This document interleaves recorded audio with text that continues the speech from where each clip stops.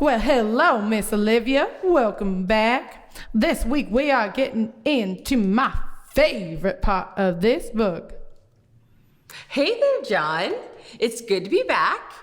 I've been thinking a lot about last week's story and how God sent Jesus for me and how we can be born again of our spirit and how I can have a relationship with him. And man, John, that's a lot to think about. Oh, ain't that just as sweet as a pickle? But you were saying that this is your favorite part of the book of John. Yeah, as sure as the cotton needs picking, this is where I enter the scene once again. And let me tell you, darling, this was a little dramatic. I was just doing what I do best, baptizing those new believers. And some of my friends and helpers started whining like a toddler with a tantrum. They came a-running down to the river saying, "John, that man you were with is stealing all your folks, and you were supposed to be baptizing." He was stealing your people. Did he just come down and snatch him out of the river? Who was this person? John, why did this happen? Olivia, I'm gonna tell you the same thing I told them. Again, I am not the Messiah. You see, these followers of mine were so caught up in what I was doing for Jesus, they started believing I was Jesus. Oh, that man baptizing near you was Jesus. Wow.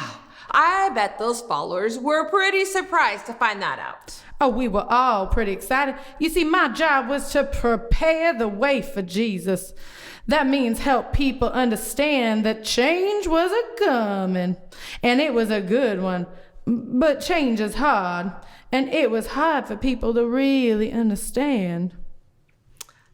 Change can be really difficult, especially if you've done one thing your whole life and all of a sudden one person comes into your life and everything is different. That is exactly what Jesus did. And it was hard, but it was good.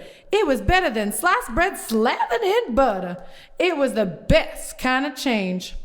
God's love was for all people. If they chose to let that love into their hearts, then they could love other people around them. I read that in the book of John. Chapter 3 says, a person can only receive what is given to them from heaven. That's the love of Jesus. Right. And later on in the chapter, it says, whoever receives his word proves that God is true. Oh, that's being born again. And the person that trusts in the Lord has life that lasts forever. That's heaven. Boys and girls, could you draw us a picture to help us remember the most important part of this story? That if we receive God's perfect love for ourselves, then we can love others in the same way. And spend eternity with him. Hallelujah! Put those good listening ears on and enjoy the message.